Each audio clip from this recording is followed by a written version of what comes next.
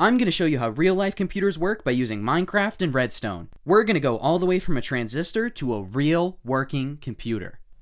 Starting off, we have the transistor. This is the basis for all modern computers.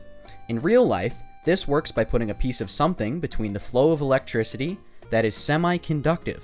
What this means is that when you send that piece of semiconductive material a charge, it goes from allowing electricity to flow through it to stopping it. This is what that looks like when you build it in Minecraft. Now, going from this point forward, even though I just explained transistors, I'm not actually going to use any more. To explain why, I'll have to explain what logic gates are. They are the building blocks for modern computing, and you're going to see why as I show you them later in this video. Transistors make up logic gates in actual computers, but because of the way that redstone works in Minecraft, it's much easier to build the logic gates out of redstone instead of transistors. If you want to know how transistors actually make up the logic gates, then please watch Ben Eater's video on exactly that. Moving on, we have our first logic gate, the NOT gate. This one's pretty simple. It takes whatever signal it gets and reverses it. If the signal is on, then it outputs off. If it's off, then it's on. Pretty simple. Just like this next one, the AND gate. If both the inputs are on, then the output is on. But if only one of the two inputs is on, or if they are both off, then the signal is off. This signal and that signal need to be on for it to work. You can see where it gets its name from. If that's still confusing, here's a truth table that shows that. First, I need to explain exactly what a truth table is. So in the simplest way, it's just a way to show every single possible outcome of a logic gate. So we start off with the inputs column and we have the outputs column. And then on the inputs column, we have every possible combination. So for example, with the AND gate, we have two inputs and one output, right? So we can either have 0, 0, 0, 1, 1, 0, or 1, 1. And then we just write out all of the different outcomes that could come from those specific combinations. So for example, 0, 0, it's off. 1, 0, it's off. 0, 1, it's off. And 1, 1, it's finally on. Because for the AND gate, you need to have both signals. You need to have this signal and that signal on for it to be on. Now, onto the OR gate. If this signal or that signal is on, then it's on. Very simple, not much to say with that one. However, this next one is also really simple. I'm kind of noticing a pattern here. It's almost like when you break computers down, then they actually aren't that hard to understand. This gate is called the exclusive OR gate, or the XOR gate. If both of the inputs are the same, then the output is off. If one of the inputs is different, then the output's on. Alright, now you know all of the basic logic gates, or at least most of them. There's also NAND, NOR, and XNOR, but you don't really need to know about those right now.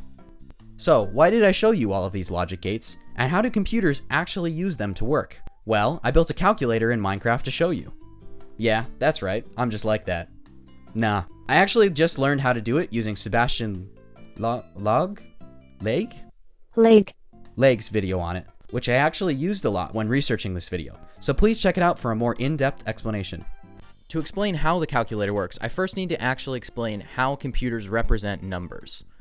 They represent them in ones and zeros, as I'm sure you've heard. They do this in almost the same way that we use numbers. We tick all the way up to 9, and then you go up a place and go back to 0. It's the same thing with computers, except for that there's only two numbers, a 1 and a 0. So you start at a 0, count up to a 1, and then you put a 1 in the next place up and tick back to 0. So the first number is in the 1's place, the next one is in the 2's place, the next one the 4's place, the 8's place, 16, 32, 64, on and on. Alright, now back to the calculator. To understand how the computer adds 2 bits, let's think about how we would actually do that on paper. If you add a 1 and a 0, then the 1 just comes down. If you add 2 1s, then just like in the regular number system, when you hit 10, you carry the 1. In the case of 2 1s, then the remainder is 0, and you carry the 1 up to the next. If we look at this in a truth table, it should seem pretty familiar. It's actually an XOR gate, which you can see here adding the 2 initial inputs of the calculator. But what about the number that gets carried? Well, this is where it gets a little bit more complicated. But let's think about this and put it into a truth table. If we're adding a 0 and a 0, then no carry. Same with a 1 and a 0. It's only with a 1 and a 1 that we have a carry bit. And would you look at that? It's an AND gate, which you can see here testing the two initial inputs to see if there should be a carry bit. Now, this works on the bottom, which is just adding the two initial digits of each number, but what about the top of the calculator? This is where it gets a little bit more complicated. We can see here the initial XOR and AND gates just like before, but let's go back to doing it on paper to see what we should do with the carry bit from the bottom layer. Well, if we first think about adding the two initial numbers together, we then want to take the result and add it to the carry bit, because if it's a 1, meaning we were adding together a 1 and a 0, then we would want to add the carry bit to that as well. We can do this by taking the output of the initial XOR gate and using it as an input to another XOR gate, along with the carry bit, essentially adding them together. We will also need a second AND gate, because if the initial result is a 1 and the carry bit is a 1, then we'll need to also carry 1. Then we just connect the two AND gates with an OR gate, and that's it. But enough talking. Let's try it out and see if this calculator actually works. Let's add a 3 plus 3, which would be what in binary? That's right, 1, 1 plus 1, 1. Let's input that and see what we get. And would you look at that?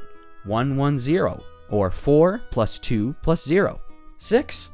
That is the result of 3 plus 3. It actually did it.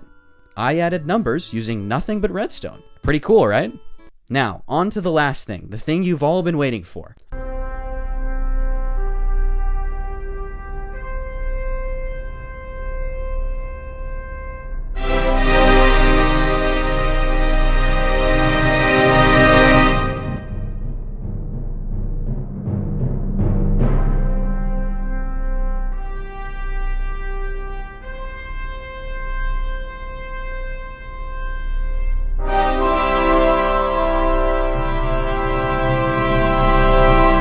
Now, I have to say, this is not actually my computer. I didn't build this. This took about 2 months to build. The great MattBattWing built it. Please go check out his channel and video where he actually talks about making it. It's a very good video where he goes pretty in-depth about how this computer actually works. So if you're interested in that, please go check it out. But back to the computer.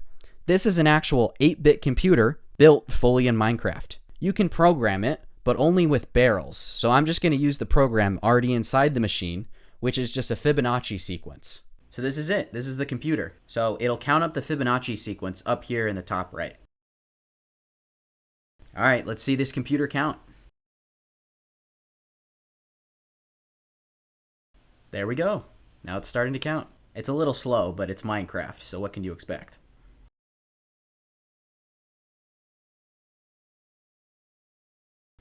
And that's it. We can keep going for infinity. It is the Fibonacci sequence, so it's just an algorithm. But that's the computer. That's it doing its thing. All right, that's it. I took you all the way from transistor to full 8-bit computer. I hope you learned something today, and check out the videos linked in the description if you want to learn more.